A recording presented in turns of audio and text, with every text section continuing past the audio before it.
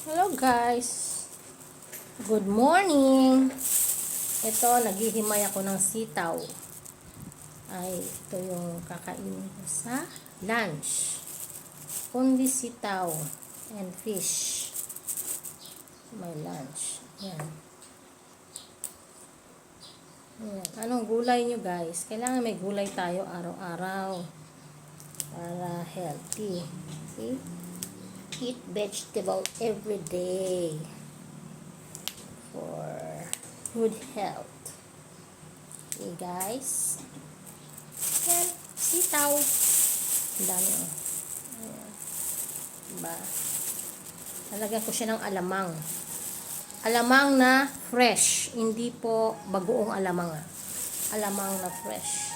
Igigisa ko siya dito. Yan. Yan lang po. Gulay-gulay tayo. Gulay-gulay-gulay.